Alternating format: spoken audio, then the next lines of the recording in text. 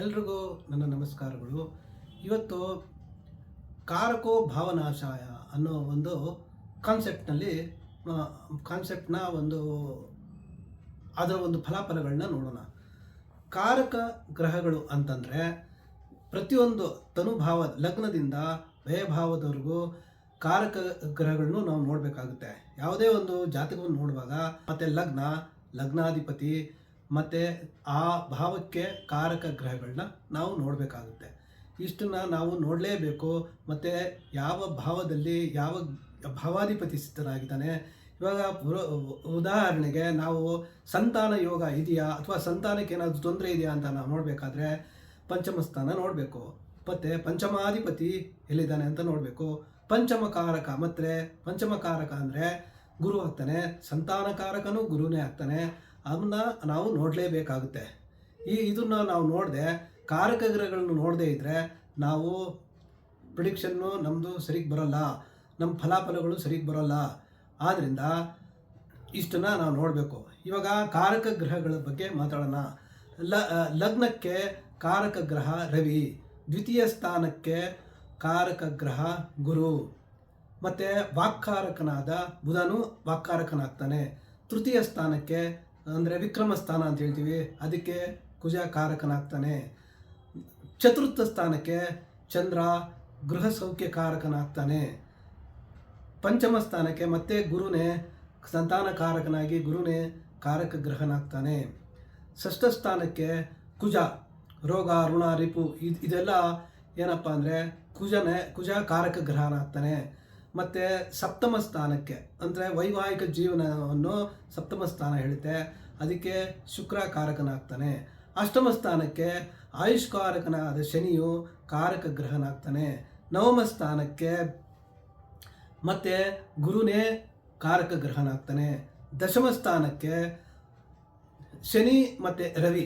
ಶನಿ ಏನಪ್ಪ ಅಂದರೆ ಒಂದು ಕರ್ಮಕಾರಕ ಗ್ರಹ, ಅವನು ದಶಮ ಸ್ಥಾನಕ್ಕೆ ಕಾರಕ ಗ್ರಹನಾಗ್ತಾನೆ. ಮತ್ತು ರವಿನು ರವಿನು ಒಬ್ಬ ರಾಜಕಾರಕ ಗ್ರಹನಾಗಿ ಅವನು ದಶಮ ಸ್ಥಾನಕ್ಕೆ ಕಾರಕ ಗ್ರಹನಾಗ್ತಾನೆ. ಏಕಾದಶ ಸ್ಥಾನಕ್ಕೆ ಗುರು ಕಾರಕನಾಗ್ತಾನೆ. ದ್ವಾದಶ ಸ್ಥಾನಕ್ಕೆ ಅಂದರೆ 12ನೇ ಮನೆಗೆ ಶನಿ ಕಾರಕ ಗ್ರಹನಾಗ್ತಾನೆ. ಆಯುಷ್ಕಾರಕನಾದ ಶನಿ ಕಾರಕನಾಗ್ತಾನೆ. ಇಷ್ಟು ಕಾರಕ ಗ್ರಹಗಳು ಲಗ್ನದಿಂದ 12ನೇ ಮನೆಯವರೆಗೂ ಕಾರಕ ಗ್ರಹಗಳಾಗ್ತಾರೆ. ಇವಾಗ ನಾವು ಉದಾಹರಣೆಗೆ ನಾವು ಪಂಚಮ ಸ್ಥಾನ ಅಂದರೆ ಒಬ್ಬ ಜಾತಕರಿಗೆ ವಿವಾಹವಾಗುತ್ತೆ. ಆ ಪಂಚಮ ಸ್ಥಾನ ನಾವು ಮಗು ಅಂದರೆ ಸಂತಾನ ಆಗ್ತಾ ಇಲ್ಲ, ಸಂತಾನದಲ್ಲಿ ವಿಳಂಬ ಅಂತ ನಾವು ನೋಡಿದಾಗ ಅಲ್ಲಿ ನಾವು ಪಂಚಮ ಸ್ಥಾನ ನೋಡಬೇಕಾಗುತ್ತೆ.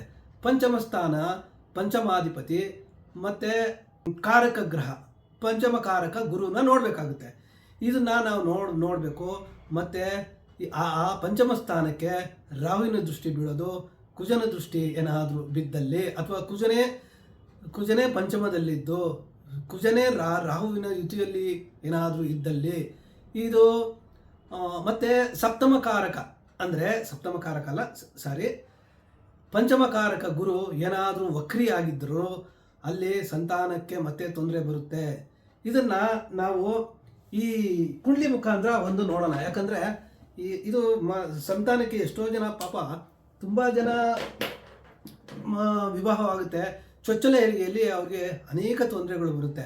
ಎಷ್ಟೋ ಕಡೆ ಲೇಬರ್ ವಾರ್ಡಲ್ಲಿ 3 ದಿನ 4 ದಿನ ಎಲ್ಲ ಕಾಯ್ಕೊಂಡಿರ್ತಾರೆ. ಅದಕ್ಕೋಸ್ಕರ ಅಲ್ಲಿ ಲೇಬರ್ ವಾರ್ಡಲ್ಲಿ ಇರ್ತಾರೆ. ಈ ಥರ ಎಲ್ಲ ಆಗುತ್ತೆ. ಅದಕ್ಕೆ ನಾವು ಒಂದು ಉದಾಹರಣೆ ಜಾತಕವನ್ನು ನೋಡೋಣ. ಇಲ್ಲಿ ಇದು ಉದಾಹರಣೆಗೆ ಮಿಥುನ ಲಗ್ನಕ್ಕೆ ಪಂಚಮಾಧಿಪತಿ ಶುಕ್ರ ಆಗ್ತಾನೆ. ಈ ಪಂಚಮಾಧಿಪತಿ ಶುಕ್ರ ಅವನೇನಾದರೂ ಶುಕ್ರ ಷಷ್ಠ ಸ್ಥಾನದಲ್ಲಿ ಹೋಗಿ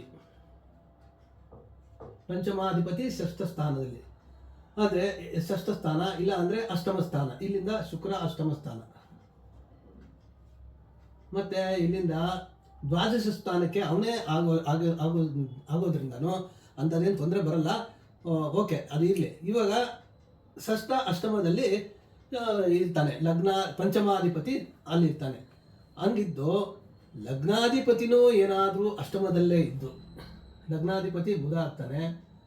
ಬುಧನು ಅಲ್ಲೇ ಇದ್ದಾಗ ಇಲ್ಲಿ ಏನಾಗುತ್ತೆ, ಮಿತ್ರ ಕ್ಷೇತ್ರದಲ್ಲಿ ಏನೋ ಲಗ್ನಾಧಿಪತಿ ಬಂದ, ಆದರೆ ಅಷ್ಟಮ ಸ್ಥಾನಕ್ಕೆ ಹೋಗಿರೋದ್ರಿಂದ ಅಲ್ಲಿ ಆ ಅಷ್ಟಮಾಧಿಪತಿ ಶನಿ ಅಥವಾ ನವಮಾಧಿಪತಿ ಅವನೇ ಎರಡೂ ಆಗೋದ್ರಿಂದ ಅವನು ಎಲ್ಲಿದ್ದಾನೆ ಅಂತ ನೋಡಬೇಕು. ಅವನೇನಾದ ಮಹಾತ್ಮನೇನಾದರೂ ಶನಿ ನವಮ ಸ್ಥಾನದಲ್ಲಿ ಇದ್ದಾಗ ಸ್ವಲ್ಪ ಪರಿಹಾರ ಮಾಡಿಕೊಂಡ್ರೆ ಓಕೆ. ಆದರೆ ಇಲ್ಲಿ ಸಂತಾನಕಾರಕನಾದ ಗುರು ಏನಾದರೂ ಈ ಷಷ್ಠ ಸ್ಥಾನದಲ್ಲಿದ್ದು ಈ ರೀತಿ ಇಲ್ಲಿ ಒಂದು ಪಕ್ಷ ಇಲ್ಲಿ ರವಿ ಇದ್ದು ಇದು ವಕ್ರಿ ಆಗೋಗ್ಬಿಟ್ರೆ ಸಂತಾನಕಾರಕನಾದ ಗುರು ಅಂದರೆ ಸಪ್ತಮಾಧಿಪತಿ ದಶಮಾಧಿಪತಿ ಆಗ್ತಾನೆ. ಆದರೆ ಇಲ್ಲಿ ಏನಾದರೂ ಈ ಗುರು ವಕ್ರಿಯಾಗಿ ಈ ಕುಜ ಇಲ್ಲಿದ್ದು ಕುಜ ಮೂರನೇ ಭಾವಕಾರಕನಾಗಿ ಕುಜನು ಅಲ್ಲಿ ವಕ್ರಿ ಆಗ್ತಾನೆ. ಯಾಕಂದರೆ ಈಗ ರವಿ ಇಲ್ಲಿ ಬಂದಾಗ ಅವನು ಆಟೋಮೆಟಿಕ್ಕಾಗಿ ಅಲ್ಲಿ ಅವನು ವಕ್ರಿ ಆಗ್ತಾನೆ. ಸೊ ಇಲ್ಲಿ ಏನಾಗುತ್ತೆ, ಷಷ್ಠಾಧಿಪತಿ ಅಂದರೆ ಇಲ್ಲಿ ಪಂಚಮಾಧಿಪತಿ ಷಷ್ಠಕ್ಕೆ ಹೋದ, ಷಷ್ಠಾಧಿಪತಿ ಲಗ್ನದಿಂದ 3ನೇ ಮನೆಯಲ್ಲಿದ್ದು ತನ್ನ 4ನೇ ದೃಷ್ಟಿಯಿಂದ ಷಷ್ಠ ಸ್ಥಾನವನ್ನು ಅವನದೇ ಸ್ಥಾನವನ್ನು ನೋಡುವಾಗ ಮತ್ತು ಇಲ್ಲಿ ಪಂಚಮಾಧಿಪತಿನೂ ಕೆಟ್ಟ, ಇಲ್ಲಿ ಗುರುನು ಅಲ್ಲಿ ಕೆಡ್ತಾನೆ, ಸಂತಾನಕಾರಕನಾದ ಗುರುನು ಅಲ್ಲಿ ಕೆಟ್ಟ. ಈ ರೀತಿ ಇದ್ದಾಗ ಒಂದು ವೇಳೆ ಏನಾದರೂ ರಾಹು ಏನಾದರೂ ಇಲ್ಲಿ ಇದ್ದಲ್ಲಿ 1 2 3 4 5 5ನೇ ದೃಷ್ಟಿ ಬೀಳುತ್ತೆ. ಸೊ ಈ ರೀತಿ ಇದ್ದಾಗ ಇಂತಹ ಜಾತಕರಿಗೆ ಸಂತಾನದಲ್ಲಿ ತೊಂದರೆ ಆಗುತ್ತೆ. ಅಬಾರ್ಷನ್ ಆಗುವಂಥ ಎಲ್ಲ ಸಂಭವಗಳು ಈ ಜಾತಕರಿಗೆ ಹಾಗೇ ಆಗುತ್ತೆ. ಆವಾಗ ರಾಹು ಕುಜನಿಗೆ ಪರಿಹಾರವನ್ನು ಕೊಡಬೇಕಾಗುತ್ತೆ. ಪರಿಹಾರವನ್ನು ಕೊಟ್ಟಾಗ ಮತ್ತು ಕೆಲವು ಮಂತ್ರಗಳು ಇದನ್ನು ಮಂತ್ರಗಳನ್ನೆಲ್ಲ ನಾವು ಅದು ಜಪ ಮಾಡಬೇಕಾಗುತ್ತೆ. ಕಾರಕ ಗ್ರಹಗಳು ಯಾವುದಿದೆಯೋ ಅದಕ್ಕೆಲ್ಲ ಅವೆಲ್ಲ ಯಾವುದು ನಮಗೆ ತೊಂದರೆ ಕೊಡ್ತಾ ಇದೆ, ಈ ಷಷ್ಠಾಧಿಪತಿನೇ ಅಲ್ಲಿ ಮೇನು, ಕುಜನೇ ಇಲ್ಲಿ ಜೊತೆಯಲ್ಲಿ ರಾಹುನು ಸೇರಿಕೊಂಡ. ರಾಹು ಯಾವಾಗ ಯಾವುದೇ ಭಾವದಲ್ಲಿರ್ತಾನೋ ಅವನು ಯಾವ ಭಾವವನ್ನು ಸೃಷ್ಟಿಸ್ತಾನೋ ಅಲ್ಲಿ ಏನಾದರೂ ಆ ಭಾವವನ್ನು ಸೃಷ್ಟಿಸಿದಾಗ ಅಲ್ಲಿ ರಾಹು ಬಂದ್ಬಿಟ್ಟು ಗರ್ಭನಾಶಕ ಕಾರಕ, ಕುಜ ಬಂದು ರಕ್ತಕಾರಕ. ಅಂದರೆ ಅಲ್ಲಿ ಗರ್ಭಪಾತವಾಗುವ ಎಲ್ಲ ಸಂಭವಗಳು ಈ ಜಾತಕರಿಗೆ ಬಂದ್ಬಿಡುತ್ತೆ. ಆದ್ದರಿಂದ ಆ ಒಂದು ವಿವಾಹವಾಗಿ ಅಥವಾ ಸಂತಾನದಲ್ಲಿ ಏನೋ ವಿಳಂಬ ಆಗ್ತಾ ಇದ್ರೆ ಅಥವಾ ಏನಾದರೂ ಸಂತಾನದಲ್ಲಿ ಈ ರೀತಿ ಏನಾದರೂ ಅಬಾರ್ಷನ್ ಆಗ್ತಾ ಇದ್ರಲ್ಲಿ ಅದಕ್ಕೆ ಪರಿಹಾರಗಳು ಮಾಡ್ಕೊಳ್ಬೇಕಾಗುತ್ತೆ. ಆವಾಗ ಸಂತಾನ ಉಳಿಯುತ್ತೆ. ಒಳ್ಳೆ ಸಂತಾನ ಆಗಿ ಅದರಲ್ಲಿ ಯಾವುದೇ ಒಂದು ತೊಂದರೆ ಇಲ್ಲದಂಗೆ ಅವರು ಅದರಿಂದ ಒಳ್ಳೆಯ ಸಂತಾನವನ್ನು ಪಡೆಯಬಹುದಾಗಿದೆ. ಇಷ್ಟನ್ನ ಹೇಳಿ ಈ ವಿಡಿಯೋನ ಮುಗಿಸ್ತಾ ಇದ್ದೀನಿ. ಈ ವಿಡಿಯೋ ಇಷ್ಟವಾಗಿದೆ ಅಂದರೆ ಏನು, ಇದು ಇರೋದೇ ನಂದಂತ ಏನೂ ಇಲ್ಲ. ಇದರಲ್ಲಿ ಎಲ್ಲ ಪರಾಶರ ಹೋರಾಶಾಸ್ತ್ರದಲ್ಲಿ ಇರುವಂಥದ್ದೇ, ಎಲ್ಲ ದೊಡ್ಡ ಋಷಿ ಮುನಿಗಳೆಲ್ಲ ಬರೆದಿರುವಂಥದ್ದೇ. ಅದು ಆ ಒಂದು ಸೂತ್ರಗಳು ಅವರು ಹೇಳಿರೋದನ್ನೇ ನಾವು ಹೇಳ್ತಾ ಇದ್ದೀವಿ. ಇವತ್ತು ನನ್ನದು ಅನ್ನೋದು ಇದರಲ್ಲಿ ಏನೂ ಇಲ್ಲ. ಆದರೆ ನಮಗೆ ಒಂದೇನೋ ಒಂದು ದೇವರ ಆಶೀರ್ವಾದನೋ ಅಥವಾ ಹಿರಿಯರ ಆಶೀರ್ವಾದನೋ ಇರೋದ್ರಿಂದ ನಾವು ಜ್ಯೋತಿಷ್ಶಾಸ್ತ್ರವನ್ನು ಕಲ್ತ್ಕೊಂಡಿದ್ದೇವೆ. ಆದ್ದರಿಂದ ನಾವು ಈ ಫಲಾಫಲಗಳನ್ನ ನೋಡಿಬಿಟ್ಟು ಹೇಳುವಂಥ ಸಾಮರ್ಥ್ಯವನ್ನು ಆ ಭಗವಂತ ನಮ್ಗೆ ಕೊಟ್ಟಿದ್ದಾನೆ. ಇದನ್ನು ಸದುಪಯೋಗ ಮಾಡ್ಕೊಳ್ಳಿ.